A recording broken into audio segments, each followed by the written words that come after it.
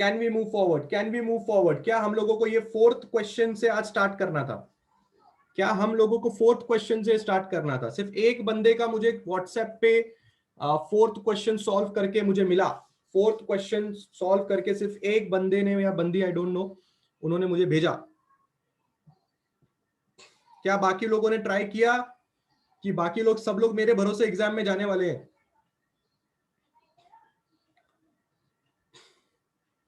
बंदा था क्या वो? ठीक है, संतोष आप ही थे क्या? ओह, संतोष ने मुझे व्हाट्सएप पे भेजा था सिर्फ होमवर्क। दैट्स रियली ग्रेट संतोष। आज मैं लेक्चर स्टार्ट कर रहा हूं, सबका ध्यान होना चाहिए यहाँ पे। All of you should be here here here. और आज हम लोग एक बहुत ही बढ़िया टॉपिक स्टार्ट करने वाले हैं।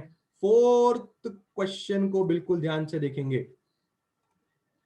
Find a vector which is parallel to this vector and has a magnitude of 10। खत्म हो गई कहानी। ये दूसरा क्वेश्चन है। एक ऐसा वेक्टर फाइंड करके बताओ जो वेक्टर इस पर्टिकुलर वेक्टर को पैरेलल हो, जो वेक्टर इस पर्टिकुलर वेक्टर को पैरेलल हो, ठीक है, और उसका मैग्नीट्यूड 10 हो। हमें यह बताना। तो हम सॉल्व कर रहे हैं फोर्थ क्वेश्चन। सबसे पहले वेक्टर का नाम लिख लेते हैं। v vector is equal to i vector minus 2i 2j cap, i cap minus 2j cap. मैं क्या बोलता हूं, क्वेश्चन क्या है फिलहाल उसको साइड में रखते हैं। पहले हम हमारा बेसिक बेसिक सोचते हैं। हम ये सोचते हैं कि अभी तक से हम लोगों ने बेसिक बेसिक क्या पढ़ा हुआ। सबसे पहली चीज मैं तुम लोग से ये पूछना चाहता हूं, क्वेश्चन रख दो साइड में, क्वेश्चन रख दो साइड में। सबसे पहले तुम मुझे ये बताओगे कि यूनिट वेक्टर क्या होता है। मेरे हिसाब से यूनिट वेक्टर एक ऐसा वेक्टर होता है जिसका मैग्नीट्यूड बराबर 1 होता है। बराबर है, ये बात तो सब लोग बहुत अच्छी तरह से जानते हैं कि एक ऐसा वेक्टर जिसका मैग्नीट्यूड बराबर 1 होगा वो यूनिट वेक्टर होगा। ठीक है, अगर मैं तुमसे दूसरा सवाल पूछूं कि यूनिट वेक्टर होता कहां है, किधर मिलेगा तुमको यूनिट वेक्टर? आई कैप और जे कैप, ये लोग तुम्हें कहां मिलेंगे? क्या तुम्हें मेरा वो वाला लेक्चर याद है जिस लेक्चर में मैंने तुम्हें यूनिट वेक्टर से मिलाया था? मैंने तुम्हें आई कैप और जे कैप से मिलाया था।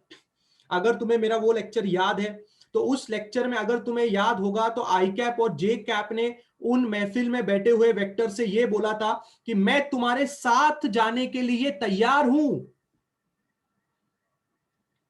यूनिट वेक्टर इज ऑलवेज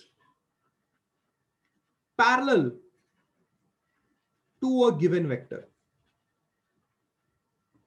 मैंने तुम्हें हर एक उसमें यह चीज समझाई थी कि यूनिट वेक्टर जो होता है वो उसी वेक्टर में समाया हुआ होता है। समाया हुआ, imagine what the word I am using, उसी में होता है। जितना बेटर आप ये समझ पाओगे कि उसी में समाया हुआ होता है, उतना बेटर आपको टॉपिक समझ में आएगा क्लास। मेरा बोलने का मतलब यह है कि अगर मैं आपको एग्जांपल दूं कि एक वेक्टर है पी वेक्टर जिसकी वैल्यू 10 आई कैप मीटर्स है, फिर मैं आपको एक सवाल पूछता था, बताओ यहां कितने वेक्टर है? याद है आपको? एक सवाल पूछा था, बताओ यहां कितने वेक्टर है? अगर आपको याद आएगा तो पहले पहले तो लोग बोलते थे एक वेक्टर है, फिर मैंने उनको याद दिलाया नहीं नहीं एक वेक्टर नहीं है, 2 वेक्टर है। इधर एक वेक्टर तो है 10 मीटर का जो पी वेक्टर है, पर उसके अंदर छुपा हुआ है एक ऐसा वेक्टर जिसका नाम आई कैप है। छुपा हुआ है उसके अंदर,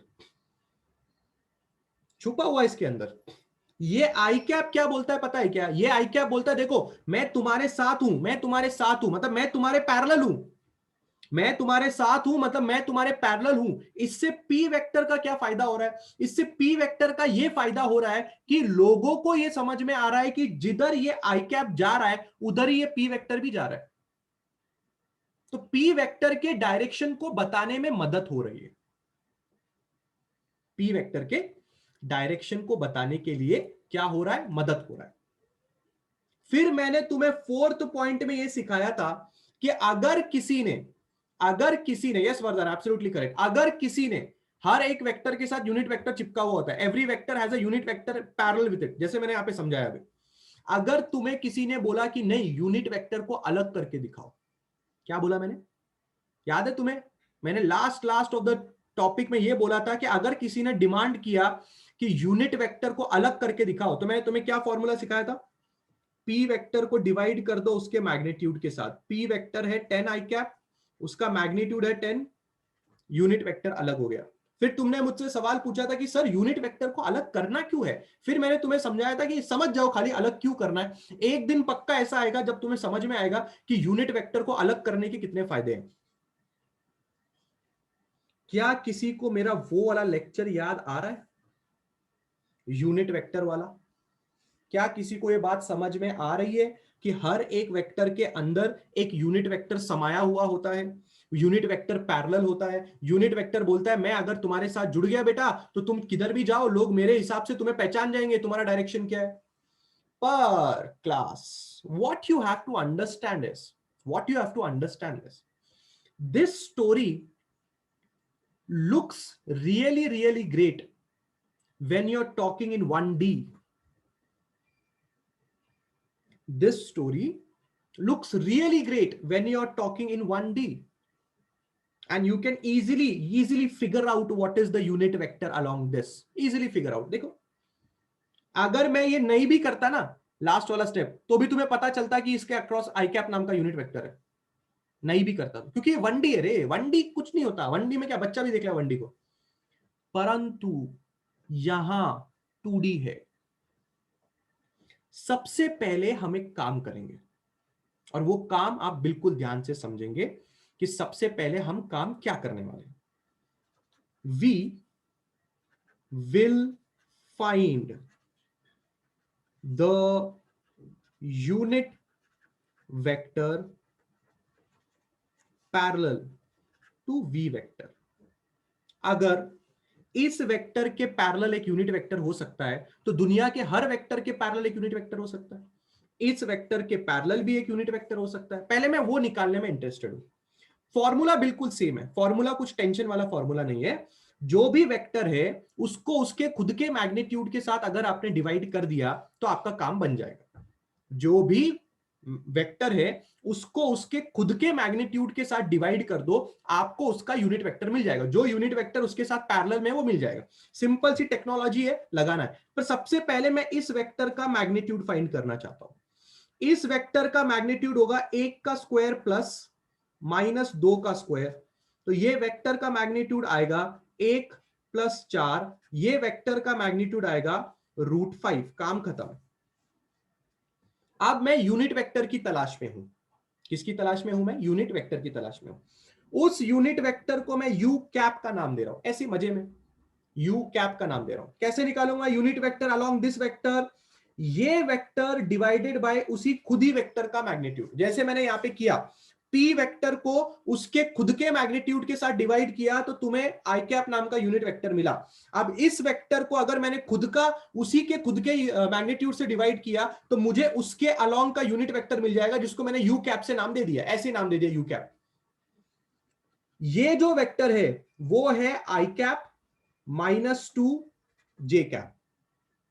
इसको डिवाइड करो इसके खुद के मैग्नीट्यूड के साथ, यानी कि √5 के साथ। तुम्हारा यूनिट वेक्टर 1/√5 आई कैप -2/√5 जे कैप, ये तुम्हारा यूनिट वेक्टर है अलोंग दिस वेक्टर। और तुम ये बात मानने से इनकार कर दोगे क्योंकि तुमको समझ में ही नहीं आएगा कि सर ऐसे कैसे यूनिट वेक्टर दिख सकता है। अरे भाई, यूनिट वेक्टर 1D में इतना आसान दिखता है। इसलिए मैंने बोला था कि मेरी बातों को उस दिन याद करके रख लो, जब वक्त आएगा तो तुम पछताओगे नहीं। इसलिए मैंने बार बार बोला था कि अगर तुमने मुझसे सवाल पूछा था, किसी ने मुझसे सवाल पूछा था कि सर यूनिट वेक्टर को अलग करने की जरूरत क्यों पड़ेगी? हम तो देख के बता सकते हैं ना, इसमें यूनिट वेक्टर आई कैप है, देख के बता सकते हो। क्या आप 2D में देख के बता सकते हो? क्या आपने इमेजिन भी किया था कि 2D के अलोंग ये यूनिट वेक्टर होगा? सोचो, अगर आपका वेक्टर खुद 2D में है तो आपके वेक्टर का खुद का यूनिट वेक्टर भी 2D में होगा। दित्या, this is just a डिनोशन of a unit vector. मैंने जस्ट एक यूनिट वेक्टर का डिनोशन यू कैप लगाया है, बस और कुछ नहीं। We will find the unit vector parallel to V vector. इस वेक्टर के पैरेलल जो यूनिट वेक्टर है उसका मैंने नाम यहां पे दिया। सिर्फ यू कैप मैंने खुद से एक नामकरण कर लिया। आप ये बात मानने से इनकार भी कर सकते हो कि सर मुझे यकीन ही नहीं हो रहा कि ये बंदा इस बंदे का यूनिट वेक्टर है। मैं प्रूव करके दिखा सकता हूं तुम्हें। तुम्हें इतना तो पता है ना कि यूनिट वेक्टर का मैग्नीट्यूड 1 होता है। मैं इसका मैग्नीट्यूड तुम्हें 1 प्रूव करके दिखा दूंगा तो तुम मानोगे कि ये यूनिट वेक्टर है। दिखा देता हूं, बिल्कुल ध्यान से देखो। मैंने अगर तुम्हें उस वेक्टर का मैग्नीट्यूड जो मैंने अभी निकाला यू कैप, जो 1/√5 आई कैप माइनस 2/√5 जे कैप आया है, अगर मैंने इसका मैग्नीट्यूड तुम्हें 1 प्रूव करके दिखा दिया तो मानोगे ना कि ये यूनिट वेक्टर है। इसका मैग्नीट्यूड निकालो, अंडर रूट ऑफ 1/√5 का होल स्क्वायर प्लस 2/√5 का होल स्क्वायर। 1/5 प्लस 4/5, 5/5 √1 1। इस वेक्टर का मैग्नीट्यूड 1 है। प्रूव करके दिखा दिया कि ये यूनिट वेक्टर है। पर ये यूनिट वेक्टर किसके हिसाब से आया, किधर आया, ये यूनिट वेक्टर कहां से निकाला मैंने? ये यूनिट वेक्टर मैंने इस बंदे से डिराइव किया है। तो ये यूनिट वेक्टर किसका यूनिट वेक्टर हुआ? इसका यूनिट वेक्टर हुआ। दिखने में अजीब दिखेगा क्योंकि तुम्हें लग रहा था कि एक यूनिट वेक्टर तो सिर्फ देख के पता लगाया जा सकता है। गलत बात, गलत बात। बचपन में ऐसा 1D में करके दिखा के हो जाता है, पर 2D और 3D में यूनिट वेक्टर निकालना ऐसा दिखता है 2D और 3D का। अब तुम ये भी सवाल पूछ सकते हो, सर यूनिट वेक्टर ऐसे कैसे दिख रहा है? अगर तुम्हारा वेक्टर खुद का वेक्टर 2D में है तो तुम्हारा यूनिट वेक्टर भी 2D वाला ही आएगा ना। देख लो देख लो देख लो, मैग्नीट्यूड है 1 है, मैग्नीट्यूड प्रूफ करके दिखा दिया। इस बंदे का मैग्नीट्यूड 1 है, मतलब ये बंदा एक यूनिट वेक्टर है। और तुमने खुद ही ने गला फाड़ फाड़ के एक चीज बताई थी, यूनिट वेक्टर एक ऐसा यूनिट वेक्टर होता है जो मैग्नीट्यूड 1 रखता है। हाँ या ना बोल दो। हाँ या, क्वेश्चन सॉल्व नहीं हुआ अभी। अभी क्वेश्चन सॉल्व नहीं, अभी तो चालू हुआ है। क्या तुम्हें एक बात समझ में आई? हाँ या ना? एवरीबडी हैज अंडरस्टूड मैंने अभी तक से क्या निकाला है? बहुत ही बढ़िया, बहुत ही बढ़िया। अब आप मुझसे एक सवाल पूछ सकते हो कि सर हमें क्या निकालने के लिए बोला है और आप क्या निकाल रहे हो? हमें बोला है find a vector which is parallel to this vector having a magnitude 10। Sir 10। आप क्या निकाल रहे हो सर? आपने अभी तक से एक ऐसा वेक्टर निकाला है जो इस वेक्टर को पैरेलल है पर उसका मैग्नीट्यूड 1 है सर। 1 आप क्या कर रहे हो सर? हमें एक ऐसा वेक्टर निकालना है जो हमारे वेक्टर को पैरेलल हो पर उसका मैग्नीट्यूड 10 होना चाहिए, इसीलिए तो ये निकाला है। इस बात पे तो यकीन रखते हो ना कि ये जो चीज मैंने निकाली है ये हमारे गिवन वेक्टर को पैरेलल है। बस इतना सा फर्क है कि ये हमारे गिवन वेक्टर को पैरेलल तो है पर इसका मैग्नीट्यूड सिर्फ 1 है। तो मेरे पास एक आइडिया है, क्यों ना मैं इस गिवन वेक्टर को 10 से मल्टीप्लाई कर दूं। किससे मल्टीप्लाई कर दूं? 10 से मल्टीप्लाई कर दूं तो एक नया वेक्टर पैदा हो जाएगा। उस नए वेक्टर को मैं पी वेक्टर नाम दे रहा हूं और पी वेक्टर में यूनिट वेक्टर को 10 से मल्टीप्लाई कर रहा हूं। सोच के देखो, अगर यूनिट वेक्टर का मैग्नीट्यूड 1 होता है और अगर मैंने उसको 10 से मल्टीप्लाई कर दिया तो ऑब्वियस ही बात है इस वेक्टर का मैग्नीट्यूड भी 10 ही निकलेगा। तो पी वेक्टर की वैल्यू आएगी, इसको 10 से मल्टीप्लाई करना है, 10/√5 आई कैप माइनस 20/√5 जे कैप। आपका वेक्टर हाजिर है। अब ये जो वेक्टर है इसके पास वो सारी प्रॉपर्टीज होंगी जो यूनिट वेक्टर के पास थी, मतलब ये पैरेलल भी होगा पर एक एक्स्ट्रा प्रॉपर्टी है, यूनिट वेक्टर का मैग्नीट्यूड 1 था पर इस वेक्टर का मैग्नीट्यूड 10 आएगा। अगर आपको यकीन नहीं आ रहा इसको ऐसे सॉल्व करके देख लो, आंसर 10 आएगा। अगर आपको मेरी बात पे यकीन नहीं आता, आगे आंसर आप चेक कर सकते हो, ये लो एग्जैक्टली सेम।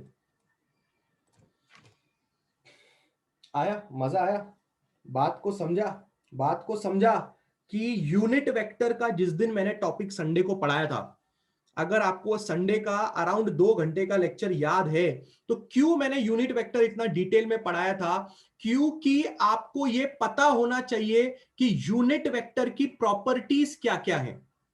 यूनिट वेक्टर की प्रॉपर्टीज क्या क्या है आपको यह पता होना चाहिए।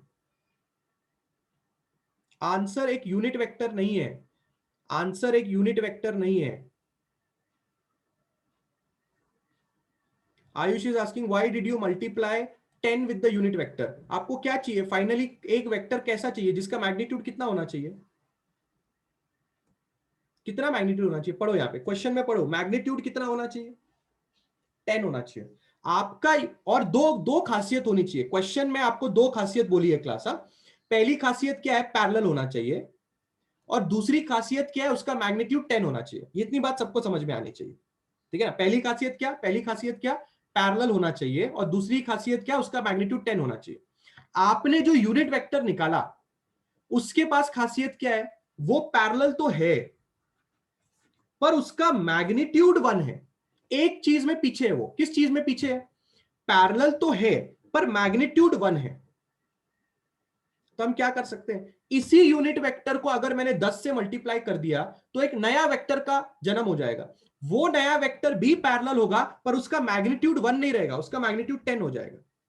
तो ये जो वेक्टर है, this is not a unit vector, this is a vector which is being derived from a unit vector. हमने यूनिट वेक्टर की प्रॉपर्टीज इसमें डाल दी। तुम पहले से पैरेलल थे पर तुम्हारा मैग्नीट्यूड तो 1 था, तो अगर मैंने तुमको मल्टीप्लाई कर दिया 10 से तो अभी भी तुम पैरेलल ही रहोगे, बस तुम्हारा मैग्नीट्यूड 10 हो जाएगा और हमारा काम हो जाएगा। Shifa and Ayush, are you understanding? Are you understanding हमने क्या किया है? आयुष समझ में आया कि डाउट है? बाकी लोग किसी को डाउट है हमने क्या किया? Anybody is having a doubt, please ask. Understand what we have done. Understand what we have done. We have calculated a unit vector. We have calculated a unit vector along a vector and we have multiplied by 10 to get the respective value what is there in the question.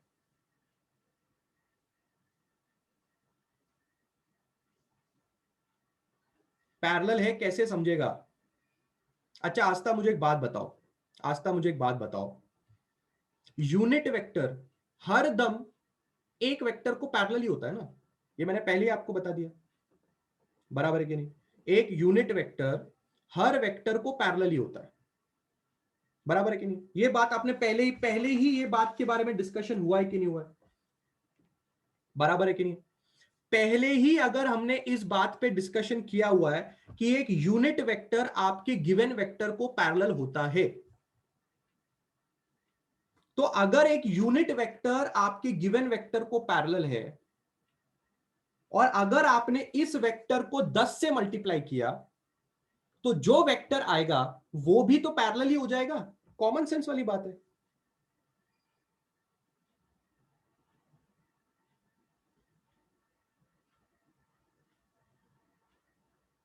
Where यहां पे कपिशा, यहां पे बात कर रहे हो आप, यहां पे माइनस की बात कर रहे हो। Square where did we add them? कपिशा कहां पे ऐड करने की बात कर रहे हो आप? यस कपिशा कहां पे ऐड करने की बात कर रहे हो? अनम्यूट किया मैंने आपको। Hello sir. Yes good morning. Good morning sir. Hmm, sir वहीं पर जहाँ ऊपर हमने उसे माइनस किया था, ओके, तो क्या मतलब बोल रहे जब हो, क्या उसको बोल रहे हो आप? स्क्वायर निकलता है तो फिर वो पॉजिटिव हो जाता है। हाँ जी हाँ जी, यहाँ पे माइनस साइन है ना। अगर आप यहाँ पे उसको माइनस साइन के साथ ही लोगे ना, बीच में तो प्लस ही है, अपने फॉर्मूले में बीच में हाँ। प्लस ही है, पर स्क्वायर के बाहर निकलता है तो आपका प्लस ही हो जाएगा ना। Okay sir. ठीक है, आया समझ में? हाँ। अच्छा और कोई है जिसको डाउट है? Kiran, yes Kiran. Good morning sir. Good morning बोलिए। Sir mind out is that P वाला जो वेक्टर है आपने, जो नीचे वाला स्टेप है u वेक्टर इंटू 10 करा है आपने, फिर नेक्स्ट स्टेप में आप लिखते हो p vector is equals to 10/5 i cap, वो कैसे आया और 20 वेक्टर भी कैसे आया वो बता दीजिए ना। अच्छा, आपको p वेक्टर दिखाई दे रहा है क्या स्क्रीन पे? हाँ आपको जी, u कैप वेक्टर स्क्रीन पे दिखाई दे रहा है? हाँ जी, u वेक्टर 1 है ना पर। u वेक्टर ये है बेटा, ये देखो। ओके, हाँ जी। आप इसके साथ 10 जरा मल्टीप्लाई करो। Okay okay, thank you sir, मिल गया। Very good, very good. Yes, anybody else? Jignesh पूछ रहे हैं सर यू कैप में हम 2D की वैल्यू निकाली है ना। एक नंबर जिग्नेश, बहुत अच्छा दिमाग लगाया जिग्नेश। यू कैप एक यूनिट वेक्टर है पर वो 2D में यूनिट वेक्टर है। यू कैप एक यूनिट वेक्टर है पर वो 2D में यूनिट वेक्टर है। क्रिश पूछ रहे हैं सर ये आंसर यूनिट वेक्टर नहीं आएगा ना, क्योंकि 10√5। हाँ, कहां, ये यूनिट वेक्टर नहीं है बेटा, this is not a unit vector, ये है यूनिट वेक्टर। बस आपको एक बात समझनी है कि यूनिट वेक्टर की कौन सी खासियत हमने यूज कर ली। हमने ये खासियत यूज कर ली कि तुम पैरेलल हो, तुम पैरेलल हो, तुम्हारी ये खासियत हम यूज करेंगे। पर हम यूनिट वेक्टर से किस बात से नाराज हैं? हम यूनिट वेक्टर से इस बात से नाराज हैं कि तुम पैरेलल तो हो जो क्वेश्चन में है, पर तुम्हारा मैग्नीट्यूड 1 है, हमें चाहिए कि तुम्हारा मैग्नीट्यूड 10 होना चाहिए। समझ रहे हो? समझ रहे हो क्वेश्चन की डिमांड क्या है? और तुमने जो चीज निकाली है उसमें तुम नाराजगी किधर जाहिर कर रहे हो? तुमने जो यूनिट वेक्टर निकाला है उसका वो पैरेलल है, हमारे गिवन वेक्टर को यूनिट वेक्टर पैरेलल है। हम खुश हैं इस बात से। हम नाराज किस बात से हैं? तुम पैरेलल तो हो पर तुम्हारा मैग्नीट्यूड 1 है। क्वेश्चन बोलता है कि तुम एक ऐसा वेक्टर निकालो जो पैरेलल तो होना ही चाहिए पर उसका मैग्नीट्यूड 10 होना चाहिए। इमेजिन करो। तो तुमने दिमाग लगाया ना, तुमने दिमाग ये लगाया कि अगर मैं यूनिट वेक्टर को ही 10 से मल्टीप्लाई कर दूं तो एक नए वेक्टर का जन्म हो जाएगा, और जिस नए वेक्टर का जन्म हुआ है उस नए वेक्टर के पास यूनिट वेक्टर की पैरेलल वाली प्रॉपर्टी तो होगी, पर 10 से मल्टीप्लाई करने से उसका मैग्नीट्यूड 10 गुना बढ़ जाएगा। मतलब अब ये जो नए वेक्टर का जन्म हुआ है ये पैरेलल है आपके गिवन वेक्टर को, पर इसका मैग्नीट्यूड 10 आएगा। और अगर आपको मेरी बात पे यकीन नहीं आता, आप इसको सॉल्व करके देख लो। आप अंडर रूट ऑफ 10/√5 का स्क्वायर करके देख लो, प्लस करो -20/√5 के साथ। आप इसको सॉल्व करके देख लो, आपको आंसर 10 आएगा। आपको ये जो वेक्टर है इसका आंसर आपको 10 आएगा। देख लो सॉल्व करके आप लोग।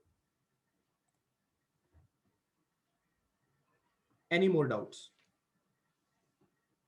बोलिए बोलिए बोलिए, फटाफट बोलिए। क्या सबको ये समझा है? Any more doubts? किसी को और कोई डाउट्स है? पूछिए पूछिए। यस, कैन आई क्या कोई वॉलंटियर कर सकता है ये क्वेश्चन समझाने के लिए? हाँ आएगा, आंसर 10 ही आएगा। कैन एनीबडी वॉलंटियर ये क्वेश्चन समझाने के लिए? कोई बंदा या बंदी है जिसको ये क्वेश्चन वापस समझाए कि हम लोग ने क्या किया इस क्वेश्चन में? बहुत ही इंपॉर्टेंट क्वेश्चन है, ऐसा समझ लीजिए एक एंट्रेंस लेवल का क्वेश्चन आपने अभी सॉल्व कर दिया। Anybody wants to volunteer?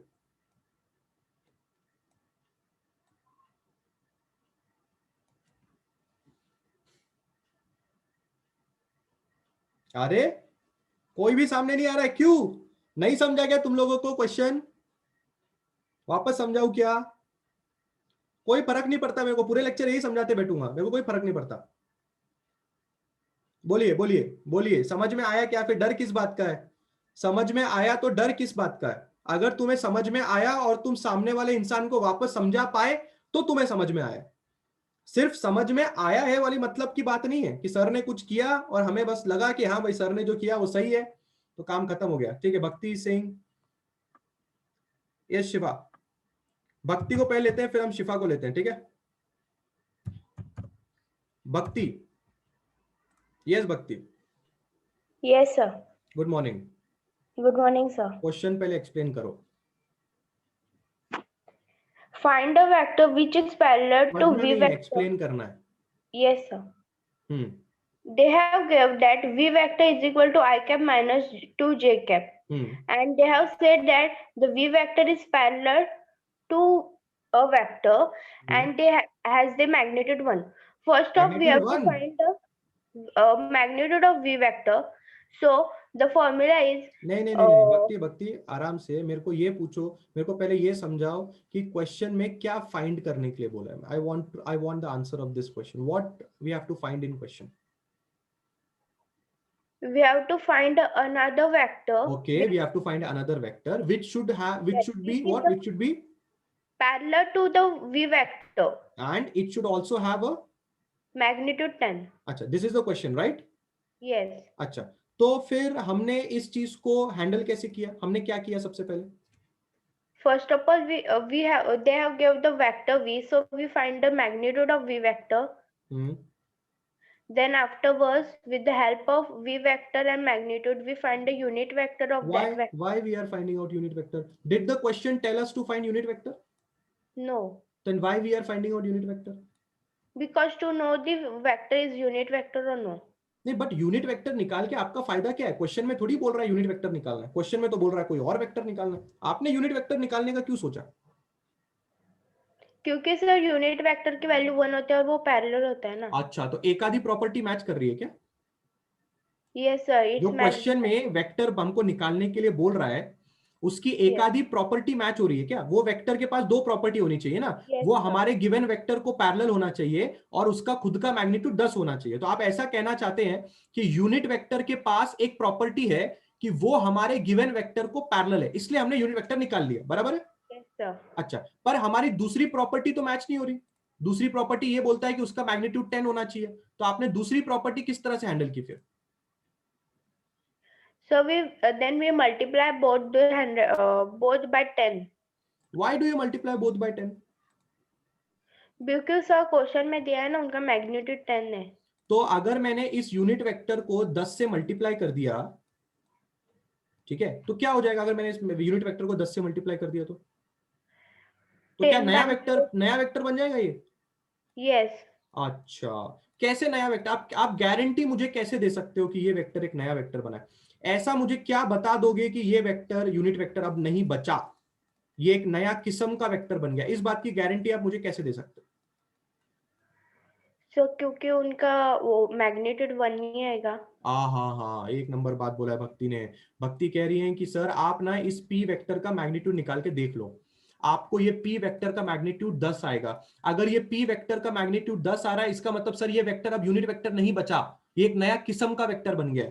पर इस वेक्टर के पास यूनिट वेक्टर की एक प्रॉपर्टी रहेगी, और वो प्रॉपर्टी क्या है कि ये वेक्टर अभी भी पैरेलल होगा इस गिवन वेक्टर को, क्योंकि आपने 10 से मल्टीप्लाई करके सिर्फ मैग्नीट्यूड में बदलाव लाया है और कोई प्रॉपर्टी में बदलाव नहीं आएगा. अगर यूनिट वेक्टर हमारे गिवन वेक्टर को पैरेलल था तो ये नया वेक्टर जो पैदा हुआ ये भी हमारे गिवन वेक्टर को पैरेलल होगा. बस फर्क इतना है कि यूनिट वेक्टर का मैग्नीट्यूड अब 10 गुना होकर एक नया वेक्टर बन गया. ऐसा ही है Bhakti? Yes sir. Okay. Anybody else would like to? Thank you, Bhakti. Anybody else would like to participate?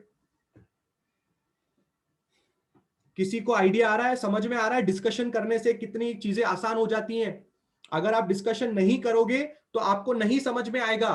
एक स्टूडेंट और टीचर के बीच का डिस्कशन भी बहुत ही बढ़िया किस्म से चीजें क्लियर करता है. कोई और डिस्कशन के लिए सामने आना चाहता है क्या? लड़के लोग पीछे रह रहे हो, मेरे इज्जत का फालूदा कर रहे हो लड़के लोग.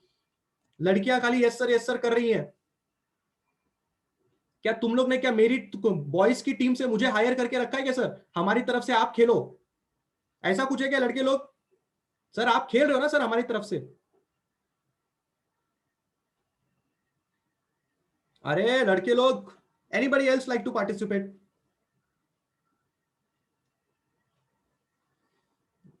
माही is again a girl only क्या?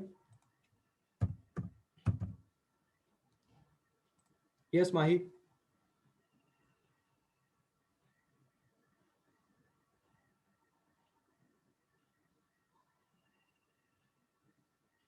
जिग्नेश आ रहा हूं, रुक जा. यस माही, आ रहे क्या आप? अनम्यूट कर रहे हैं क्या? Hello sir, good morning. Good morning, बोलिए. मेरा पहला सर सवाल ये है. क्वेश्चन में ये फाइंड आउट. नहीं, वो सवाल नहीं है मेरा सवाल कुछ और है. मेरा सवाल ये है कि यूनिट वेक्टर की प्रॉपर्टी क्या होती है? यूनिट वेक्टर की प्रॉपर्टी है कि मैग्नीट्यूड 1 होना चाहिए और वो पैरेलल होना चाहिए. पैरेलल होना चाहिए कि होता है? चाहिए कि है? चाहिए और होने में बहुत फर्क है. है किसको? हाँ, किसको पैरेलल है? v वेक्टर्स के साथ पैरेलल। अच्छा, मतलब जो भी गिवन v वेक्टर वेक्टर के होगा साथ होना चाहिए। उसके साथ एक यूनिट वेक्टर पैरेलल में पहले से हाँ। मिलेगा तुमको, बराबर? हाँ, हाँ, इस बात की तुम गारंटी कैसे दे सकते हो मुझे माही कि एक वेक्टर के साथ एक यूनिट वेक्टर पैरेलल में मिलता ही है? इस बात की गारंटी कैसे? अगर मैंने यहाँ 10 आई कैप देखा, बराबर है, तो ये आई हाँ। कैप को देख के तुम मुझे गारंटी दे रहे हो, और यहाँ पे आई कैप और जे कैप को देख के तुम मुझे गारंटी दे रहे हो, ऐसा ही है क्या? ये आई कैप और जे कैप तुम्हें मदद कर रहे हैं समझाने में कि इसके साथ एक यूनिट वेक्टर जुड़ा हुआ है, ऐसा ही है क्या? हाँ, हाँ। Okay, very good. अच्छा, मुझे एक बात बताओ, अगर मैं एक यूनिट वेक्टर को निकाल के किसी भी एक वेक्टर का मैं यूनिट वेक्टर फाइंड करूं और मैं उसको मल्टीप्लाई करूं 5 से, तो क्या नया वेक्टर पैदा हो सकता है? हाँ। अच्छा, तो जो नया वेक्टर पैदा होगा उसके पास और यूनिट वेक्टर के पास, इन दोनों में फर्क क्या होगा? उनका मैग्नीट्यूड सेम नहीं रहेगा। अच्छा, मतलब नया वेक्टर जो पैदा हुआ है उसका मैग्नीट्यूड यूनिट वेक्टर के मैग्नीट्यूड से 5 गुना होगा। हाँ। पर प्रॉपर्टी कुछ सेम होगी क्या दोनों में? प्रॉपर्टी। यूनिट वेक्टर अगर पैरेलल है तो क्या नया वेक्टर भी पैरेलल हो जाएगा? जैसे यूनिट वेक्टर आपने बोला ना गिवन वेक्टर को पैरेलल है, हाँ। तो क्या नया वेक्टर भी गिवन वेक्टर को पैरेलल ही हो जाएगा? हाँ। हाँ, जैसे ये क्वेश्चन बोल रहा है वही बोल रहा है ना, नया ये क्वेश्चन में हमने वही किया ना, हमने निकाला यूनिट वेक्टर पर इसको मल्टीप्लाई किया 10 से, तो नया वेक्टर पैदा हुआ पी वेक्टर। हाँ। अब आपने कहा इस पी वेक्टर का मैग्नीट्यूड 10 है, पर क्या इस पी वेक्टर के पास यूनिट वेक्टर की कोई छुपी हुई प्रॉपर्टी है? छुपी हुई प्रॉपर्टी क्या है? ये पी वेक्टर भी इस गिवन वेक्टर को पैरेलल होगा जैसे कि यूनिट वेक्टर इस गिवन वेक्टर को पैरेलल था, बराबर है भाई? हाँ। हाँ सर। ओके, चलिए, थैंक यू सो मच। हाँ, आगे बढ़े, अगर सबको समझ में आ गया है तो। अभी और ट्राई नहीं, अभी लेक्चर ट्राई में चले जाएगा, लेक्चर ट्राई में चले जाएगा। जिग्नेश, तेरे को नेक्स्ट में चांस देता हूं, ठीक है? क्या अभी हम आगे बढ़ सकते हैं? आई थिंक 2 लोगों से डिस्कशन काफी था, मैंने तब बोला लड़के लोग सामने आओ, तब कोई सामने नहीं आया। अभी सब लड़के लोग चालू हो गए, सर मे आए। अरे हाया ना हो जाए, is everybody getting an idea what we have done here? Come on, 2 दिन के बाद इन्फिनिटी चालू होने वाला है, तब क्या करोगे? उसमें तो सर पटक लोगे। इतनी सी चीज अगर यहां नहीं कॉन्फिडेंस में समझ पाओगे, मैं ये नहीं बोलता कि चीज आसान थी, चीज डिफिकल्ट थी, पर समझने में कॉन्फिडेंस आना चाहिए, तुम्हें ऐसा लगना चाहिए कि हाँ मैं इमेजिन कर पा रहा हूं सर क्या बोल रहे हैं। That's really great. ये था हमारा सेकंड पेज आज का, बहुत ही बढ़िया। अब हमें आगे बढ़ना चाहिए, और आगे क्यों बढ़ना चाहिए? क्योंकि बढ़ना चाहिए, आगे बढ़ने में ही सब चीज है। चलिए, and we are starting with a very beautiful and one of the very most important topic of your chapter, that is called as multiplication of vectors। अच्छी तरह से बात को समझना है, multiplication of vectors। याद रखिए, जिस तरह से रिजोल्यूशन ऑफ वेक्टर नाम का टॉपिक 11वीं 12वीं और आगे भी आपका पीछा नहीं छोड़ने वाला, उसी तरह से ये वाला टॉपिक भी आपका पीछा नहीं छोड़ने वाला। 11वीं हो 12वीं हो या फिर आप हायर स्टडीज में कुछ कर लें, तो भी आपको ये टॉपिक कहीं ना कहीं तो इस्तेमाल होगा। अगर आप फिजिकल क्वांटिटीज के साथ डील कर रहे हैं, ये टॉपिक आपको आना चाहिए। ध्यान से मेरी बात समझना, हमारे पास एग्जैक्टली अराउंड 50 मिनट का वक्त है, ठीक है? 8-10 समय हो रहा है, अगला 50 मिनट अच्छी तरह से समझना, बिल्कुल भगाऊंगा नहीं, तुम मेरी आदत जानते हो, मैं भगाने वाला काम नहीं करता, इसलिए मैं आराम से पढ़ाऊंगा, सिर्फ तुम लोग का पूरा अटेंशन मुझे यहां चाहिए। अगर कुछ भी डाउट आया, उधर ही रोक के अपन तुमको अनम्यूट करेंगे, तुम मेरे से बात करोगे, अपन उसको क्लियर करके ले लेंगे, ठीक है? Let's start. सबसे पहली बात, टॉपिक क्या बोलता है? टॉपिक बोलता है 2 वेक्टर को मल्टीप्लाई करना है। अच्छा, मतलब यहां पे स्केलर की बात नहीं हो रही, यहां पे बात किसकी हो रही है? 2 वेक्टर को मल्टीप्लाई करने की बात की जा रही है। तो मुझे नहीं लगता कि किसी भी स्टूडेंट को इस बात से परेशानी होगी कि ये टॉपिक क्या बोलना चाहता है, ये किसी को समझ में ना आए, मुझे तो ऐसा नहीं लगता। बेसिक है, दो वेक्टर को आप मल्टीप्लाई करें, ये टॉपिक हमसे बोलना चाहता है। परंतु प्रॉब्लम ये है कि जब आप दो वेक्टर को मल्टीप्लाई करते हो, उसके बाद जो आंसर आता है उसमें लफड़ा है। क्या लफड़ा है जरा समझाता हूं। केस 1,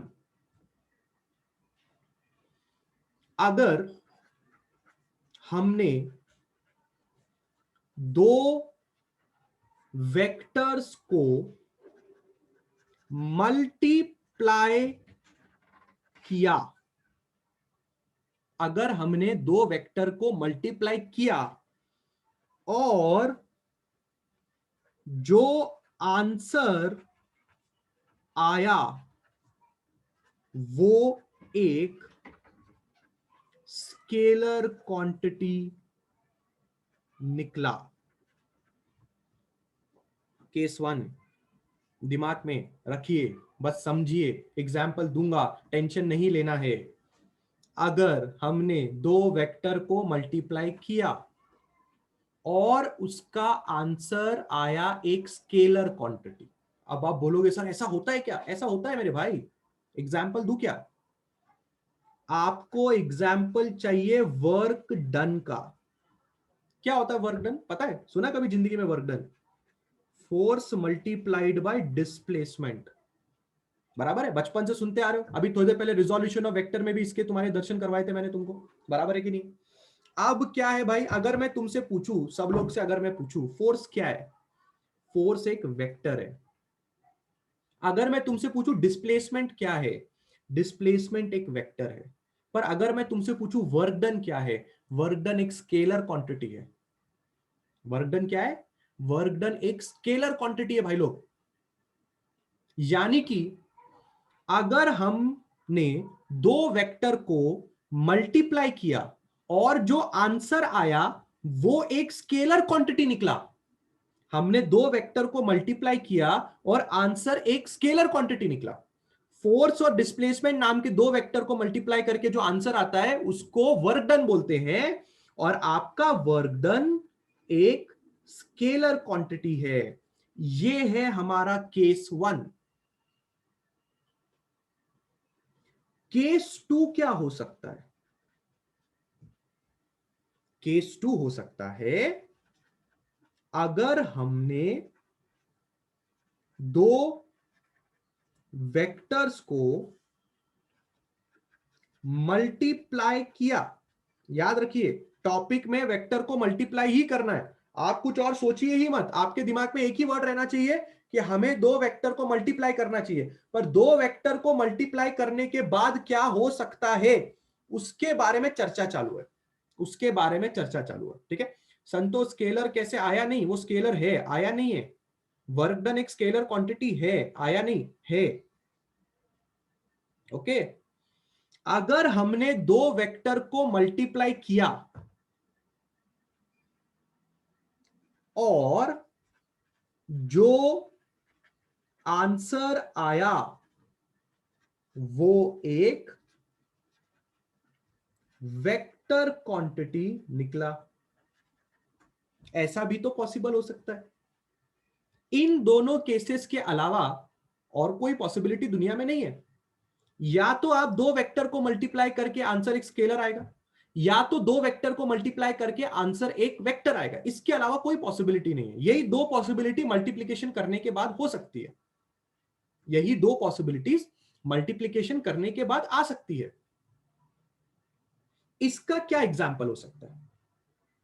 इसका एग्जाम्पल हो सकता है, एक फॉर्मूला है जिसको बोला जाता है force multiplied by perpendicular distance gives you torque.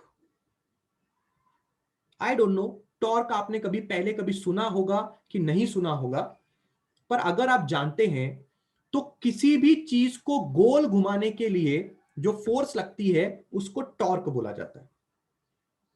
Fan गोल घूमता है, तो फैन जब गोल घूमता है तो फैन को गोल घुमाने के लिए टॉर्क लगता है। अभी जैसे आप लोगों ने बचपन में आपने कभी बचपन में क्या पढ़ा था, डीसी मोटर पढ़ा था, 10वीं क्लास के अंदर डीसी मोटर पढ़ा, एसी मोटर पढ़ा, तो घूमता है ना, घूमता है ना। Don't take tension Krish, don't take tension about this, आता हूं आराम से। बचपन में आपने कभी ऐसा सुना होगा, डीसी मोटर ऐसा वैसा, हमने अगर पढ़ा होगा ऐसा वैसा, है ना। तो फिर वो जब चीज घूमती है, कोई भी चीज घूमती है, तो उसमें जो टर्निंग इफेक्ट आता है, वो टर्निंग इफेक्ट टॉर्क की वजह से आता है। रियल लाइफ में अगर आप टॉर्क देखना चाहते हैं तो आप दरवाजा खोलते हैं। आप क्या खोलते हैं? आप दरवाजा खोलते हैं। तो आप उस पर क्या लगा रहे हो? आप उस पर टॉर्क लगा रहे हो, क्योंकि दरवाजा खोलना एक टर्निंग इफेक्ट जनरेट कर रहा है। क्या इफेक्ट कर रहा है? टर्निंग इफेक्ट जनरेट कर रहा है, उसको टॉर्क बोलते हैं। मैं इस बात में इंटरेस्टेड नहीं हूं आपको यह समझाने में कि टॉर्क क्या होता है, टॉर्क का फॉर्मूला क्या है, अलाना फलाना तलाना, मैं इस बात में, हमारा वो टॉपिक नहीं है फिलहाल। टॉर्क क्या होता है, ये सब चीज हम लोग लॉज ऑफ मोशन चैप्टर में डिटेल में पढ़ेंगे। अभी फिलहाल आपने क्या अंडरस्टैंड करना है, Nitish, is centripetal force right now the concerned topic here? Are we interested in centripetal force here? Just tell me that, Nitish. क्या हम सेंट्रिपिटल फोर्स में इंटरेस्टेड हैं अभी, कि हम ये समझने में इंटरेस्टेड हैं कि दो वेक्टर को मल्टीप्लाई करके क्या सिनेरियो चल रहा है? अगर मैं सेंट्रिपिटल फोर्स समझाने लग जाऊं, अगर मैं टॉर्क समझाने लग जाऊं, तो टॉपिक डाइवर्ट हो जाएगा। और पहले से ये दो टॉपिक बहुत खतरनाक किस्म के टॉपिक है, ठीक है। सेंट्रिपिटल फोर्स क्या होता है समझेंगे अगर हम कभी सर्कुलर मोशन चैप्टर पढ़ रहे हैं। 12वीं क्लास का पहला चैप्टर ही सर्कुलर मोशन चैप्टर है, डिटेल में समझाऊंगा सर्कुलर मोशन क्या होता है। बट फिलहाल मैं मेरे टॉपिक से डाइवर्ट नहीं होना चाहता, खतरनाक टॉपिक है, इसलिए मैं भी चाहता हूं कि आप इधर ही रहो, आप कुछ और मत सोचो, कुछ भी और मत सोचो, ये क्या होता है वो क्या होता है, बात बिगड़ जाएगी और आप इस चीज को समझने में वो मिस हो जाएंगे। अभी संतोष कैसा डाउट पूछते हैं, संतोष डाउट पूछते हैं ये और ये में कौन सबसे ज्यादा आता है। ऐसा नहीं है, कौन सबसे ज्यादा आता वाली बात नहीं है, ऐसा होता वाली बात है। ऐसा होता है, क्या होता है, दो वेक्टर को मल्टीप्लाई करके आंसर एक स्केलर आता है। और मैं एक और चीज समझाना चाहता हूं, यहां पे डिस्टेंस देख के लोग सोच रहे होंगे कि फोर्स तो वेक्टर है पर डिस्टेंस वेक्टर नहीं है। मैंने यहां पे परपेंडिकुलर डिस्टेंस लिखा है, and when I am writing perpendicular distance that means I am specifying a particular direction, क्योंकि परपेंडिकुलर डिस्टेंस मतलब 90 डिग्री का एंगल बनना ही चाहिए, तो स्पेसिफिक हो गया, इसलिए यह बंदा भी एक वेक्टर है। फोर्स एक वेक्टर है, परपेंडिकुलर डिस्टेंस एक वेक्टर है। ये फॉर्मूला कैसे आया आपको उस चीज में फिलहाल इंटरेस्ट नहीं रखना। फोर्स एक वेक्टर है, परपेंडिकुलर डिस्टेंस एक वेक्टर है, पर इन दोनों को मल्टीप्लाई करके जो आंसर आता है टॉर्क, वो भी एक वेक्टर है। आपके दिमाग में जो बात छपनी चाहिए फिलहाल in this particular page, the page which I am teaching right now is page number 3, कि दो वेक्टर को मल्टीप्लाई करके ऐसा हो सकता है कि आंसर स्केलर भी आ सकता है, और ऐसा हो सकता है कि किसी किसी फॉर्मूले में जो आंसर आया वो वेक्टर भी हो सकता है। ये बात सब लोग को समझ में आ रही है कि नहीं आ रही है? इस पे कोई डाउट है तो वेलकम है, बोलिए, कम ऑन है।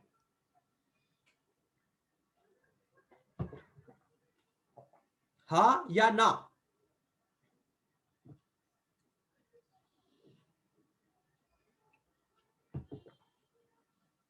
पूछिए पूछिए, सबको समझ में आ रहा है? दो वेक्टर को मल्टीप्लाई करने के बाद आपका आंसर स्केलर भी आ सकता है और आपका आंसर वेक्टर भी आ सकता है, दोनों की पॉसिबिलिटीज हैं। क्या ये बात सब लोगों को समझ में आ रही है? गिव मी यस और नो ऑल ऑफ यू, फटाफट।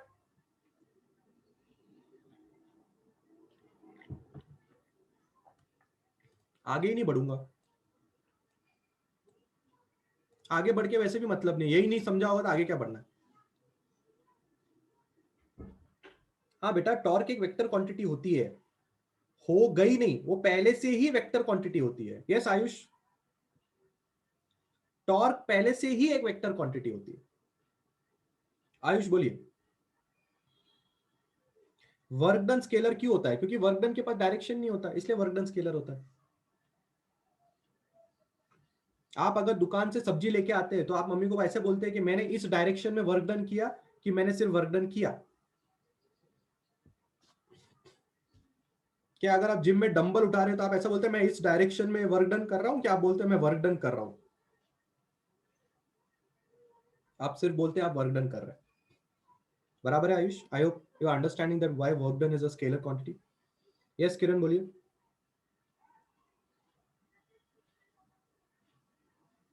बोलिए किरण, जल्दी से चैट सेक्शन में टाइप करके फटाफट बताना है क्या डाउट है, वेट नहीं करना है। यस सूरज, डिस्प्लेसमेंट वेक्टर क्वांटिटी है, पहले से ही पढ़ के बैठे हम लोग ये। Moment of force is easier to remember than torque. I know moment of force is easier to remember than torque, but torque is better word. Moment of force he torque होता है।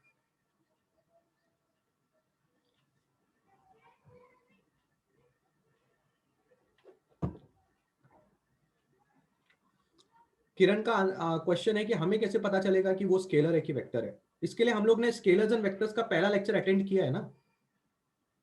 पहले लेक्चर में हम लोगों ने आपको कितने example दिए, करंट का पूछा, ये पूछा, वो पूछा, प्रेशर पूछा, ये पूछा, वो पूछा। अब आप जैसे जैसे बड़े होंगे 11th 12th स्टैंडर्ड में जाएंगे तो आपको नई नई चीजें सुनने को मिलेंगी। तो आपको पहले से बताया जाएगा कि जो भी नई नई चीजें आपको सुनने के लिए मिल रही हैं वो वेक्टर क्वांटिटी है।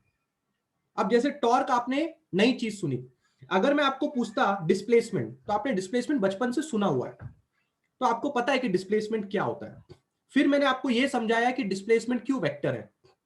स्केलर्स एंड वेक्टर्स का जो मैथमेटिकल मेथड का पहला या दूसरा लेक्चर था उसमें हमने डिस्कशन किया ना कि डिस्प्लेसमेंट क्यों वेक्टर है। पर टॉर्क जैसी क्वांटिटी आज आप पहली बार सुन रहे हो, इसलिए शायद आपके दिमाग में एक कंफ्यूजन आ सकता है कि हमें कैसे समझेगा कि टॉर्क एक वेक्टर क्वांटिटी है। पर जब आपको पता ही नहीं है कि टॉर्क क्या है तो यह समझना और डिफिकल्ट हो जाता है कि समझ में कैसे आएगा कि यह वेक्टर क्वांटिटी है। पर अगर आपको यह समझ में आ जाए कि टॉर्क क्या है तो ऑटोमेटिकली आपका दिमाग यह भी समझ जाएगा कि यह वेक्टर क्वांटिटी क्यों है। आ रही है आपको बात समझ में? G is a constant Krish. एक और एग्जांपल वेक्टर क्वांटिटी का आपको देता हूं। अब और एक नई चीज है जो आपने पहले कभी नहीं सुनी होगी। एक चीज होती है जिसको बोला जाता है एंगुलर मोमेंटम। एंगुलर मोमेंटम, एक और नई चीज सुन लो अभी। इसका फॉर्मूला होता है R vector cross R vector multiplied by F vector. पर angular momentum is also a p vector, sorry, r vector cross p vector. Angular momentum is also a vector quantity. अब सुना है कि एंगुलर मोमेंटम आपने कभी नहीं सुना है, पर फिलहाल ये इंपॉर्टेंट नहीं है कि आपको ये फॉर्मूलेस पता है कि नहीं है। आपको ये इंपॉर्टेंट है समझना कि ये जो फॉर्मूलेज हैं ये सिर्फ आपको एग्जाम्पल के तौर पे दिखाने के लिए मैं दे रहा हूं। इन एग्जाम्पल्स को देख के आपने टेंशन में नहीं आना है। आपने ये जो लिखा हुआ है और ये जो लिखा हुआ है इसको आपने स्टडी करना है और इसको आपने पता करना है कि सर ये बताना चाहते हैं कि कभी ना कभी आगे जब मैं बड़ा होऊंगा या बड़ा होंगी, जब मैं 11th और 12th स्टैंडर्ड में आगे जाऊंगा या जाऊंगी, तो मैं पक्का ऐसे लोगों से मिलूंगी जो दो वेक्टर क्वांटिटी को मल्टीप्लाई करके आप एक स्केलर क्वांटिटी को मिलेंगे और जब दो वेक्टर क्वांटिटी को मल्टीप्लाई करके आप एक वेक्टर क्वांटिटी को मिलेंगे। ऐसा मैं करूंगा। SP is linear momentum, that's also a vector quantity.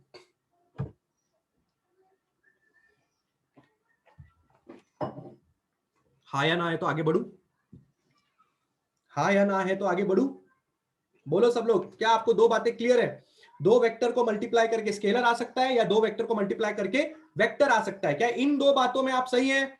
हाँ सर, मैंने इसका कोई दूसरा फॉर्मूला सुना है। यस, दूसरा फॉर्मूला है एमवीआर, एंगुलर मोमेंटम का दूसरा फॉर्मूला है। वही मैं श्वेता में वही समझाने की आपको कोशिश कर रहा हूं।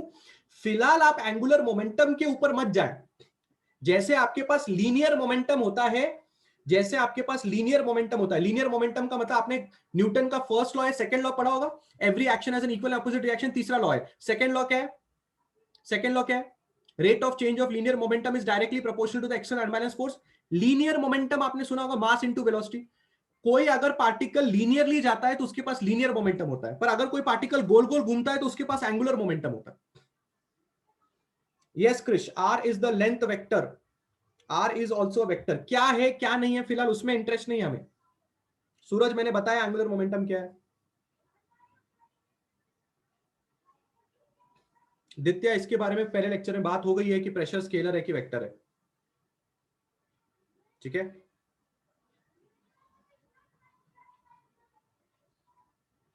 चलिए अब आगे बढ़ते हैं। पहले सब लोग को ये बात समझ में आ रही है कि नहीं आ रही है? एक और बार यस और नो, जो आगे बढ़ू कि नहीं बढ़ू, खाली इतना बता दो मेरे को।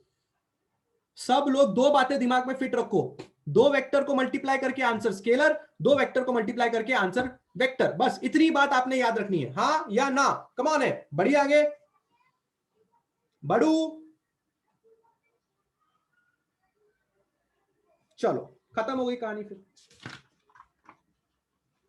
अब जब तुम दो वेक्टर को मल्टीप्लाई करके तुम्हारा आंसर एक स्केलर आता है, तो इस चीज को तुम स्केलर प्रोडक्ट या फिर डॉट प्रोडक्ट का नाम देते हो। नामकरण किया गया है। Why we are calling it as a scalar product? Because the product of these two things is a scalar. इसको प्रोडक्ट बोलते हैं। The product of these two things is a scalar, इसलिए नाम पड़ा स्केलर प्रोडक्ट। डॉट प्रोडक्ट क्यों बोलते हैं अभी समझाऊंगा, सिर्फ नामकरण पहले सुन लो। अगर तुमने दो वेक्टर को मल्टीप्लाई किया और तुम्हारा आंसर वेक्टर क्वांटिटी आया, तो ऐसी चीजों को आप वेक्टर प्रोडक्ट या फिर क्रॉस प्रोडक्ट के नाम से जानते हो।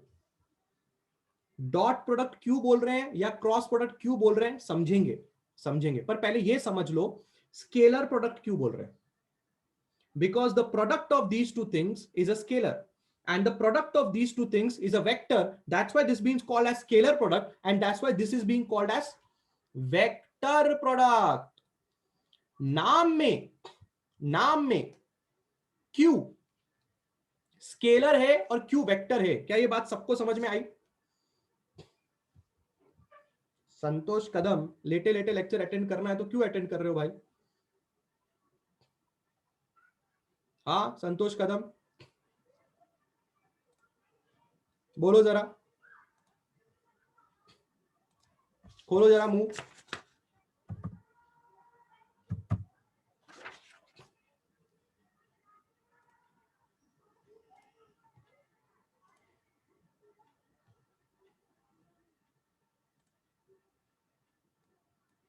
संतोष कदम को हम लोग ने सोने के लिए हमने उनको छोड़ दिया है ना, खाली फोकट वो यहाँ पे आके उनकी नींद खराब हो रही है, इसलिए हम उनको सोने देंगे। सब लोग का ध्यान यहाँ पे होना चाहिए। मैं आपसे ये कह रहा हूं, नाम स्केलर प्रोडक्ट क्यों पढ़ा और नाम वेक्टर प्रोडक्ट क्यों पढ़ा, ये सबको समझा? ये नहीं समझाया मैंने डॉट प्रोडक्ट और क्रॉस प्रोडक्ट नाम क्यों पढ़ा। दो नाम है, पर क्या पहला वाला नाम सब लोग को समझ में आ रहा है? गिव मी यस और नो फॉर दैट। आया ना? Everybody is understanding why the name is called as scalar product and why the name is called as vector product. In the first case, the product is a scalar, that's why the name is scalar product. And in the second case, the product is a vector, that's why it is called as a vector product. Done है? सब लोग के दिमाग में बात done है? अब काम खत्म हो जाता है। अगर तुम्हें इतना समझ में आया तो अब मैदान में उतरने में प्रॉब्लम नहीं आनी चाहिए। कोई मुझे खाली पेज नंबर बता दे। ये पेज नंबर है 4। अब हम मैदान में उतर चुके हैं, क्योंकि अब तुम्हें डायरेक्टली पढ़ना है स्केलर प्रोडक्ट या फिर इसका दूसरा नाम है डॉट प्रोडक्ट इन डिटेल। फिर उसके बाद हम लोग वेक्टर प्रोडक्ट यानी कि क्रॉस प्रोडक्ट डिटेल में समझेंगे। हाँ सर समझा, बिकॉज दो वेक्टर को मल्टीप्लाई किया और प्रोडक्ट स्केलर आया, इसलिए स्केलर प्रोडक्ट बोलते हैं। बराबर, एकदम सही क्रिश, एकदम सही क्रिश, क्योंकि product is a scalar, that's why the name is scalar product. एकदम बिल्कुल सही। तो अब हमें स्केलर प्रोडक्ट को ध्यान से डिटेल में पढ़ना है। बिल्कुल मेरी बात सब लोग को ध्यान से समझनी है। लोगों का यह कहना है कि हमें कुछ ऐसा फिजिक्स में एक डिनोशंस बनाने पड़ेंगे ताकि सामने वाली पार्टी को उन डिनोशंस को देख के ये समझ में आने लग जाए कि आंसर एक स्केलर आने वाला है कि वेक्टर आने वाला। वापस मैं रिपीट करता हूं मेरा स्टेटमेंट। फिजिक्स में हम ऐसे डिनोशंस बनाना चाहते हैं जिसको देख के हमें ऑटोमेटिकली ये समझ में आ जाए कि आंसर एक स्केलर आने वाला है कि वेक्टर, भले आप उसको जानते हो या ना जानते हो। जैसे कि फॉर एन एग्जांपल, अगर मैं आपको ये नहीं बताता कि टॉर्क एक वेक्टर क्वांटिटी है, तो आपको पता भी नहीं चलता टॉर्क एक वेक्टर क्वांटिटी। आप तो पहली बार वेक्टर क्वांटिटी से मिल रहे हो, आप तो पहली बार टॉर्क से मिल रहे हो। अगर मैं आपको ये नहीं बताता कि वर्क डन स्केलर नहीं है, तो आप खुद भी अंदाजा नहीं लगा पाते कि वर्क डन एक स्केलर क्वांटिटी है। तो कुछ ना कुछ हमें ऐसी मेहनत करनी पड़ेगी कि आगे जाके अगर आप किसी नई क्वांटिटी से मिलते हो तो आपको ये समझ में आना चाहिए कि ये नई क्वांटिटी तुम्हें क्या बोलना चाहती है। एग्जाम्पल के तौर पर मैं जरा आपको समझाता हूं।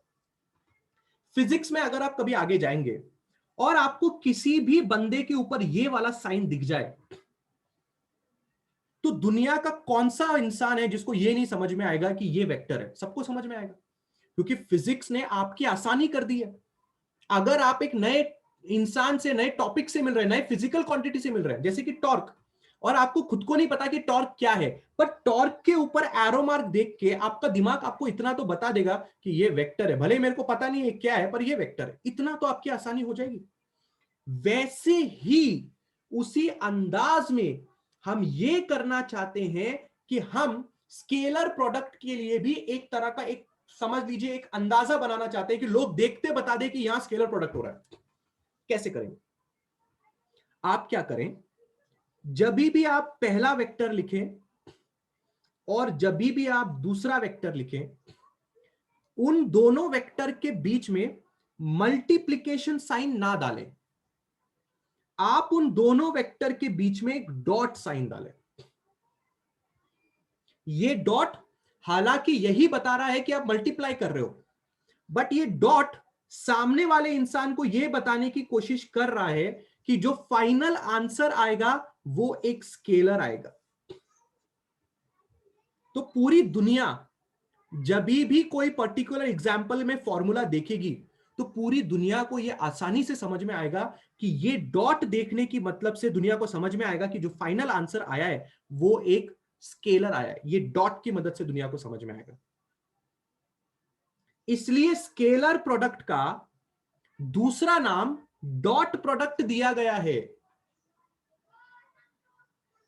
क्योंकि हमने खुद ने हमारी आसानी के लिए यह चीज बनाई है। अब मैं तुम्हें एक एग्जाम्पल देता हूं, जो एग्जाम्पल मैंने अभी थोड़ी देर पहले तुम्हें दिया। अगर मैं तुम्हें ऐसा लिख के दिखाऊं, F vector dot S vector, you know that force into displacement is work done, but now you know force into displacement, and बीच में by looking at this dot तुम्हारा दिमाग तुम्हें एक सिग्नल दे रहा है कि इन दोनों का आंसर एक स्केलर है। तुम्हें ये कैसे पता चला? समझ करो, तुम्हें पता ही नहीं था कि फोर्स क्या होता है, तुम्हें पता ही नहीं डिस्प्लेसमेंट क्या, तुम्हें पता ही नहीं वर्क डन क्या, नहीं पता तुम्हें कुछ, पर तुम्हारे दिमाग ने तुम्हें एक सिग्नल दिया कि नहीं दिया? क्या चीज देख के तुम्हारे दिमाग ने सिग्नल दिया? कि इन दोनों के बीच में ये डॉट देख के तुम्हारे दिमाग ने तुम्हें सिग्नल दिया कि जो फाइनल आंसर आया है वो स्केलर है। आगे जाके मैं किसी भी फिजिक्स में, किसी भी चैप्टर में, मैं किसी भी फॉर्मूले से मुलाकात करूंगा तो मैं डॉट पक्का ढूंढूंगा, और अगर मैं डॉट ढूंढूंगा तो मुझे पता चलेगा कि फाइनल आंसर एक स्केलर है। इसलिए डॉट प्रोडक्ट नामकरण पड़ा। हाँ या ना? विवेक का डाउट है इस आर के ऊपर वेक्टर साइन क्यों नहीं आया। कोई मुझे बता सकता है? विवेक को जवाब दे सकता है? कौन वॉलंटियर कौन कर रहा है?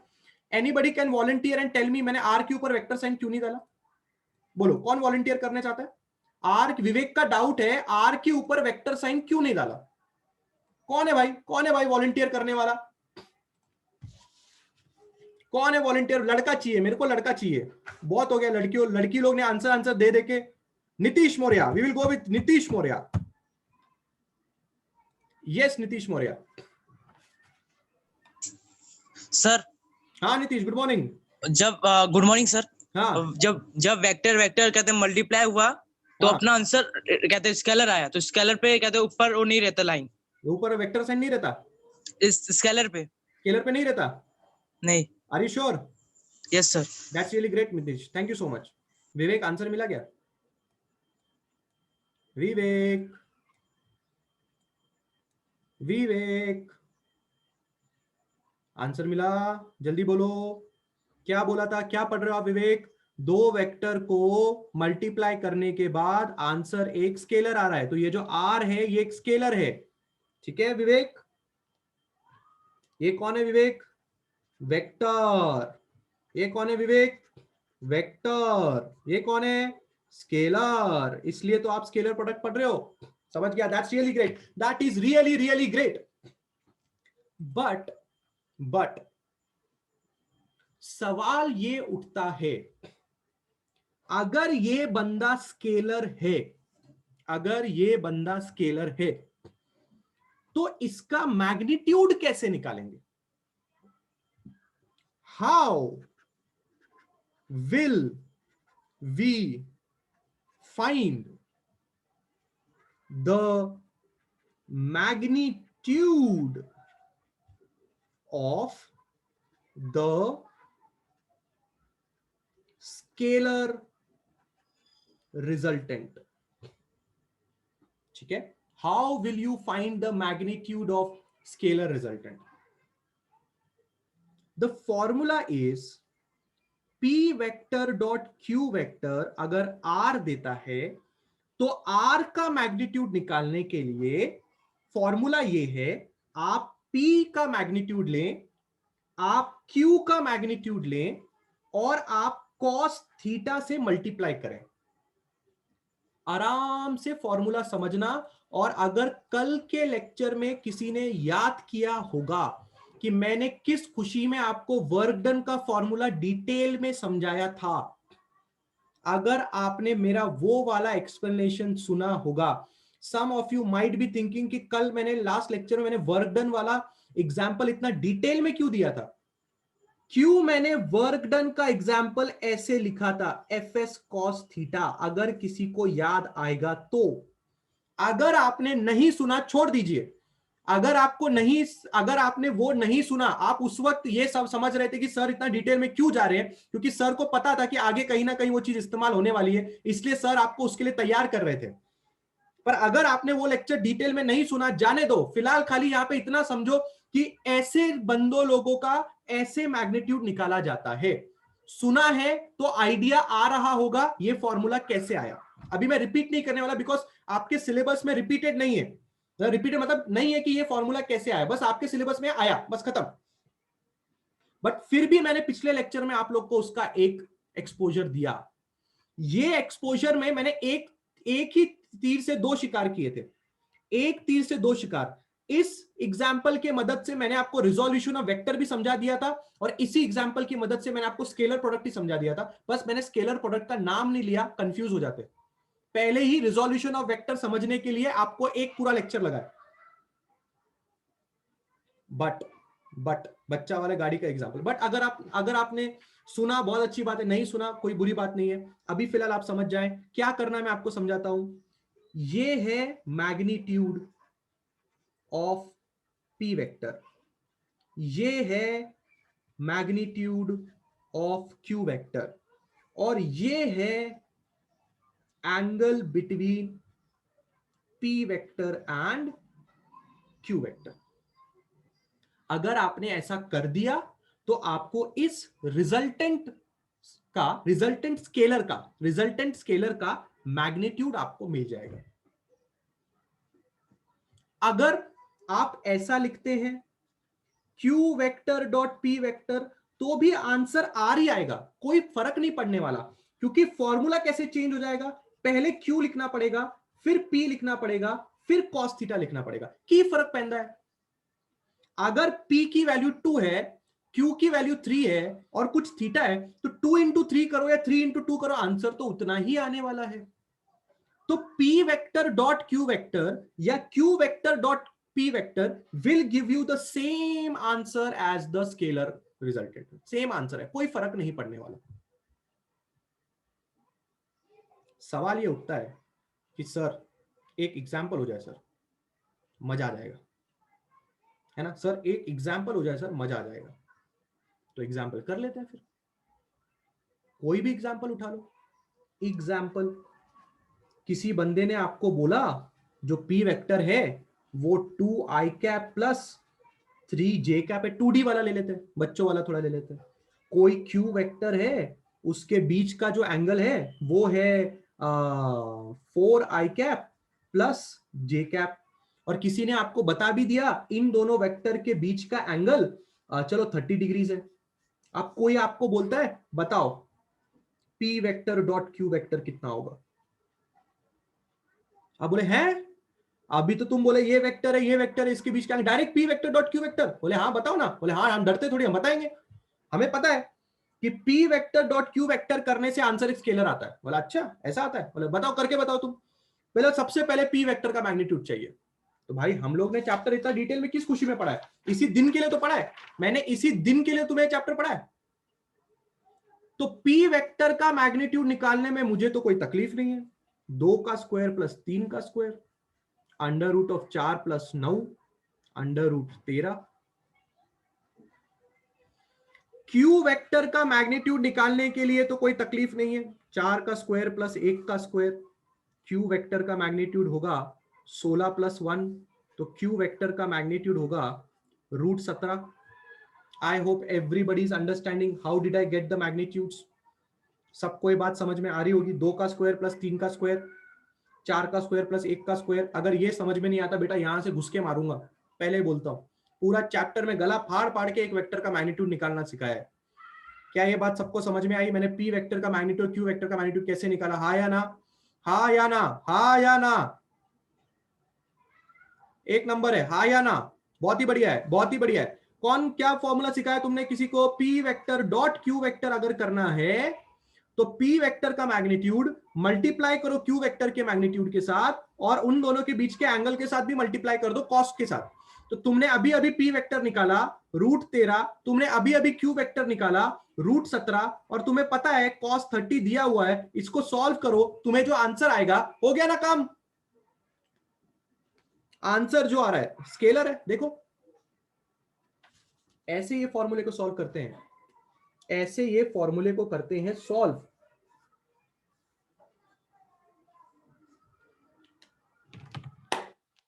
क्या तुम्हें बात समझ में आ रहा है? Vardaan, Vardaan step by step जाएंगे, डोंट टेक टेंशन, आ रहा हूं मैं। Don't take tension, don't take tension, don't take tension. क्या तुम्हें समझ में आया कि किस तरह से चीजें आगे बढ़ रही हैं? हाँ या ना नहीं आ रहा यार, मुझे हाँ या ना नहीं आ रहा है। क्या तुम्हें समझ में आ रहा है कि ये फॉर्मूला तुम्हें किस तरह से स्केलर क्वांटिटी से मिलाता है? क्या तुम्हें ये बात सबको समझ में आ रही है?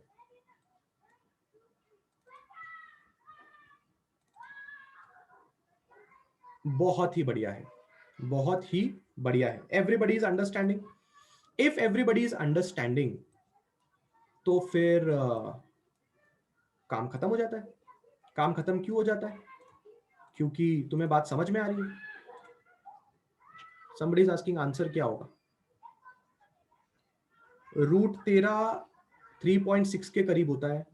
रूट 17 जो होता है वो अराउंड 4.1 के करीब होता है। ठीक है, आपका cos 30, आपका जो cos 30 होता है वो रूट 3/2 होता है, यानी कि वो रूट 3/2 का मतलब होता है रूट 3/2 ही होता है।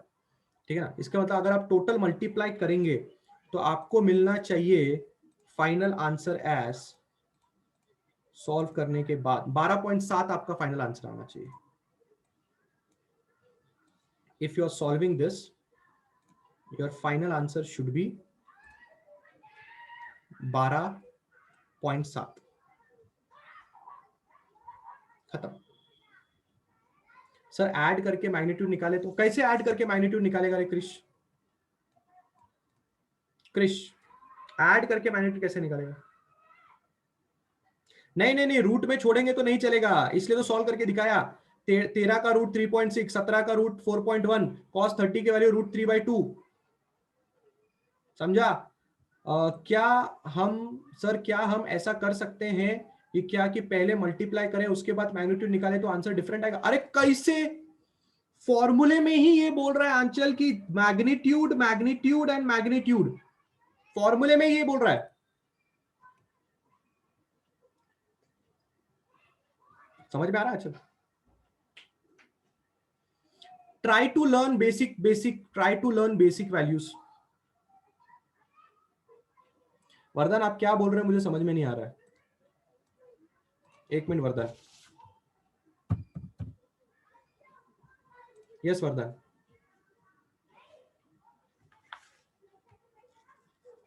वरदान अनम्यूट किया है.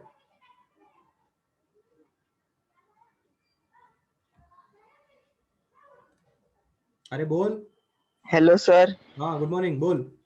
Good morning sir. जो रूट 13 और रूट 17 है सर, उसका कैलकुलेशन कैसे होगा? रूट 13 और रूट 17 का कैलकुलेशन चाहिए, इसके लिए लॉग बुक लगता है. और ट्रिक बताना है तो इन्फिनिटी बैच में बताऊंगा. ठीक है सर. कैसे निकालेंगे. ठीक है सर. ठीक है. Thank you sir. cos 30 क्यों लिया? ठीक है. अनदर डाउट इज cos 30 क्यों लिया? एक मिनट क्रिश रुक जा. 1 मिनट में आता हूं मैं. पहले 1 मिनट में मैं आता हूं. 1 मिनट रुको. सब लोग 1 मिनट होल्ड करो.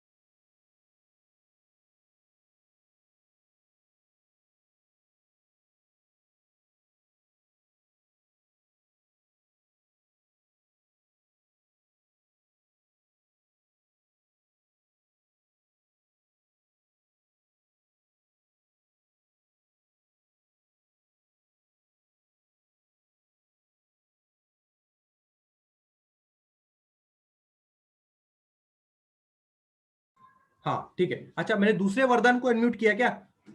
कौन सा वरदान को अनम्यूट किया मैंने? डाउट कौन सा वरदान पूछ रहा था? 1 मिनट. हाँ जिस वरदान ने पूछा उसी को. वरदान रजन को भी करना है क्या? 1 मिनट. वरदान दूसरा वरदान. हाँ दूसरा वरदान. यस दूसरा वरदान. बोलिए. Hello sir. Good morning sir. Good morning. बोलिए. हाँ मॉर्निंग सर. सर वो तो क्वेश्चन दिखाई नहीं पास. क्वेश्चन दिखाओ. 1 मिनट. हाँ ये रहा क्वेश्चन. हाँ हाँ सर, इसमें मैं पूछ रहा था जैसे डायरेक्टली इसमें पूछा है कि पी वेक्टर और क्यू वेक्टर को मल्टीप्लाई करना है, तो हम क्या डायरेक्टली मल्टीप्लाई कर सकते हैं जैसा 2i cap plus 3j cap? नहीं वही डायरेक्टली मल्टीप्लाई जब करेंगे ना, तो उसके लिए जो आप डाउट पूछ रहे हैं ना आई कैप और आई कैप का क्या होगा, तो वो समझाने के बाद तुम्हें डायरेक्टली मल्टीप्लाई कैसे करना है वो सिखाऊंगा. फिर मुझे वही डाउट लग रहा था कि मैं कैसे करूँ. आई कैप का स्क्वायर क्या होगा? I cap into I cap square नहीं होगा, उसका एक लॉजिक है, वो अभी थोड़ी देर में आएगा, मतलब आज नहीं आएगा, नेक्स्ट लेक्चर में आएगा. तो फिर आप जो डायरेक्ट मल्टीप्लाई वाला सीन बोल रहे हैं ना, फिर आप वो कर पाओगे. समझे? मतलब आप जो बोल रहे हैं ना, आप चाहते हो कि 2 को 4 से मल्टीप्लाई करूं, हाँ भाई, है ना, फिर आई कैप और आई कैप का क्या हो जाएगा, आई कैप इंटू आई कैप स्क्वायर हो जाएगा, बराबर ना? ऐसा चाहते हो ना, वैसा मैं आपको समझाऊंगा कि वैसे भी कैसे करना है, पर वो कब करते वरदान जब थीटा नहीं दिया होता. बट सर थीटा इनका लॉजिक नहीं ना सर, ये अगर मैग्नीट्यूड ढूंढने जाएंगे तो टाइम वेस्ट भी होते जाएगा. इससे अच्छा डायरेक्टली वो लॉजिक के लिए आपको एक और छोटी नॉलेज चाहिए जो अभी मैंने बताई नहीं. वो नॉलेज अगर आपके पास आ जाएगी कि आई कैप और जे कैप का क्या करना है, तो फिर आप ऐसा कर सकते हो. ठीक है? Yes sir. ओके चलिए. Any more doubts? और किसका डाउट है? शिफा आप क्या बोलना चाह रहे हैं? भक्ति आ रहा हूं 1 मिनट. शिफा यस बोलिए. Yes sir. Good morning. बोलिए. जी सर, जैसे स्केलर प्रोडक्ट है तो उसमें पी और क्यू दोनों तो स्केल मतलब वेक्टर है ना. हाँ. तो हमको डॉट तो स्केलर में लगाना है ना, मतलब नहीं शिफा, नहीं आप अभी भी नहीं समझे. पी वेक्टर क्यू वेक्टर, दो वेक्टर को मल्टीप्लाई करके आंसर स्केलर आता है. अच्छा समझे बात को? जी. स्केलर को मल्टीप्लाई नहीं कर रहे हैं हम लोग को, स्केलर से कुछ लेना देना नहीं है. आंसर, मैं इसलिए बार बार ये बोला, बच्चा इसमें भी कंफ्यूज होता है. स्केलर प्रोडक्ट नाम सुन के बच्चों को ऐसा लगता है कि हम दो स्केलर का प्रोडक्ट कर रहे हैं. ऐसा नहीं है. आप दो वेक्टर का प्रोडक्ट कर रहे हो, आपको आंसर एक स्केलर आ रहा है। अच्छा, समझा शिफा क्या बात चल रही है? अब देखो ये कौन है, पी वेक्टर कौन है, वेक्टर है। जी ये क्यू क्या है, एक वेक्टर है। और अगर मैंने P vector dot Q vector किया तो आप देख सकते हैं आंसर 12.7 आ रहा है। तो 12.7 क्या है, 12.7 एक स्केलर क्वांटिटी हो गई ना, जी एक नंबर हो गया, सिर्फ मैग्नीट्यूड है। जी समझ रहे हैं? जी ठीक है, समझा पक्का? जी ठीक है, ओके। और कौन है भाई? भक्ति, भक्ति क्या कह रही है? यस भक्ति। अरे बाबा, भक्ति, भक्ति कौन है भाई? दो भक्ति है, भानुशाली। हाँ भक्ति, यस भक्ति, क्या डाउट है आपका? नहीं सर, मतलब √3 की वैल्यू 1.73 है ना?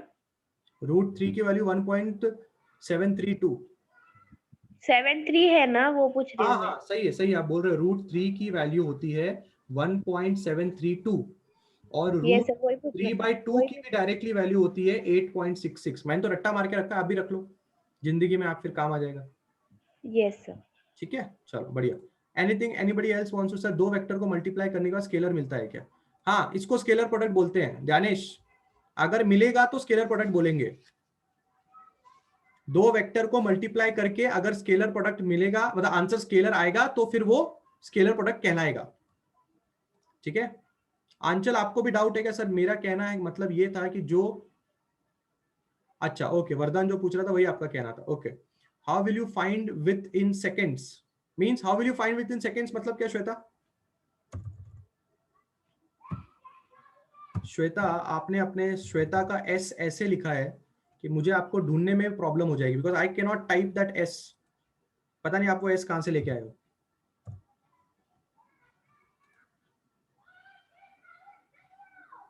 हाँ, that I will teach in infinity batch. वो ट्रिक इन्फिनिटी बैच में बताऊं आप लोगों को, बताऊं ऐसा नहीं है कोई डिफरेंशिएट कर रहा हूं मैं, पर वो ट्रिक जो है, वो जो ट्रिक मैं आपको बताऊंगा वो एक्चुअल में एक अप्रोक्सीमेट वैल्यू देता है। तो एंट्रेंस में वो ट्रिक काम आती है। ऐसी जगहों पे आपको गिवन होगा लॉग बुक, या आपको डायरेक्टली वैल्यू गिवन होगी, √13 √17 की वैल्यू पेपर में गिवन होगी, तो आपको उसका टेंशन नहीं लेना। सर हमारा जो आंसर आया है वो स्केलर में है कि वेक्टर में है? आप खुद बताओ सूरज, वो आंसर स्केलर में है कि वेक्टर में? आपने क्या किया? आपने स्केलर प्रोडक्ट किया कि आपने वेक्टर प्रोडक्ट किया? क्या किया आपने? हाँ सूरज, आपने क्या किया? आपने स्केलर प्रोडक्ट किया कि आपने वेक्टर प्रोडक्ट किया? अरे सूरज मेरे भाई, सूरज अनम्यूट हो पहले। Yes Suraj. Hello sir. Good morning Suraj. Good morning sir. Sir हमने मेरा सूरज, मेरा बाय, व्हाट इज हैपनिंग मेरा बाय? सर हमारा आंसर जो आया वो स्केलर क्वांटिटी में आया है। आपको क्या लगता है? स्केलर में ही आया है सर। क्यों ऐसा लगता है आपको? सर क्योंकि हमने वेक्टर का मल्टीप्लाई किया है ना। नहीं नहीं नहीं बेटा, हमने वेक्टर को मल्टीप्लाई नहीं किया। देखो दोनों के बीच में डॉट है इसलिए, समझा? अगर दो वेक्टर को आप डॉट प्रोडक्ट करते हो, क्या करते हो? Dot product. तो इस वाले बंदे ने जब हमें क्वेश्चन दिया तो उसने सामने से बोला इन दोनों वेक्टर का तू डॉट प्रोडक्ट कर, सामने से बोला उसने तू डॉट प्रोडक्ट कर। समझ में आया? तो अगर हम इन दोनों वेक्टर का डॉट प्रोडक्ट करेंगे तो जो आंसर आएगा वो एक स्केलर ही आएगा। आया समझ में? हाँ सर, आया समझ में? अब आपके पास एक डाउट भी हो सकता है, जैसे सूरज ने अभी डाउट पूछा, तो might be possible there is a doubt with some people, can we do the cross product of these two vectors? जो मैंने अगला टॉपिक, इसके पहले वाला टॉपिक पढ़ा है ना, क्या हम इस वेक्टर का, इन दोनों वेक्टर्स का क्रॉस लगा लेंगे तो चलेगा क्या? अगर क्वेश्चन ऐसा बोलेगा तो आप क्रॉस भी लगा सकते हो, पर अगले लेक्चर में सीखेंगे। फिलहाल आपको स्केलर प्रोडक्ट सीखना है। डॉट लगाना है कि ऐसे लगाना है? डॉट लगाना है, डॉट लगाना है, एक नहीं होगा आकांक्षा, एक नहीं होगा। फिर नॉलेज किस बात की? You don't have to use this वाला साइन, this वाला sign you don't have to use here। जैसे हमें दो वेक्टर क्वांटिटी को मल्टीप्लाई करने का स्केलर मिलता है, तो दो स्केलर क्वांटिटी को मल्टीप्लाई करके एक वेक्टर प्रोडक्ट मिलता है कि नहीं मिलता है? ध्यानेश, नहीं मिलता है। दो स्केलर क्वांटिटी को मल्टीप्लाई करके वेक्टर कैसे मिलेगा आपको? स्केलर से मल्टीप्लाई करके वेक्टर नहीं मिलता है। स्केलर मतलब ऐसे 5 किलो मल्टीप्लाइड बाय 5 किलो, तो 25 किलो ही आएगा ना। ध्यानेश समझे क्या? समझे? स्केलर को मल्टीप्लाई करते हैं भी क्या? नहीं करते हैं ना। आप रोज जिंदगी में स्केलर को मल्टीप्लाई करते हैं। आप जिंदगी में रोज स्केलर को मल्टीप्लाई करते हैं। आज आप 2 लीटर दूध लेके आए, अगले दिन आप वापस 2 लीटर दूध लेके आए, तो ऐड कर रहे हो आप। अगर मल्टीप्लाई करना चाहते हो तो आप 2 into 2 कर लो। आप 10 बार 2 लीटर लेके आए, तो 2 + 2 + 2 + 2 करने से अच्छा 10 into 2 कर लो। विश्वदीप्ति, समझ में आया कि नहीं आया? आपने 10 बार 2 लीटर दूध लेके आए, तो 2 + 2 + 2 + 2 10 बार करने से अच्छा 10 into 2 कर लो। यस, स्केलर क्वांटिटी में कोई डायरेक्शन नहीं होता। मुंह उठा के डायरेक्टली मल्टीप्लाई ऐड जो करना है करो, पर वेक्टर में ध्यान दो। मैं वापस एक चीज रिपीट करना चाहता हूं। आज आप घर पे जा रहे हो तो ये नाम सुन के ना दिमाग में ये मत लाओ कि हम स्केलर लोगों के साथ काम कर रहे हैं। मैं जानता हूं, मैं ये बहुत अच्छी तरह से जानता हूं कि बच्चा ये सोचता है स्केलर प्रोडक्ट नाम सुन के कि हम स्केलर लोगों के साथ डील कर रहे हैं। नहीं नहीं नहीं नहीं, यहां पे स्केलर लोगों का नामो निशान नहीं है। हम जिसके साथ डील कर रहे हैं वेक्टर्स हैं। बस ऐसा हो रहा है कि वेक्टर लोगों को मल्टीप्लाई करके आंसर स्केलर आ रहा है। 2 वेक्टर लोगों को मल्टीप्लाई करके आंसर स्केलर आ रहा है। बस इतना आपने दिमाग में रखना है। क्लियर है? एवरीबॉडी क्लियर है? बस मैं यहां पे आज का लेक्चर स्टॉप करना चाहूंगा।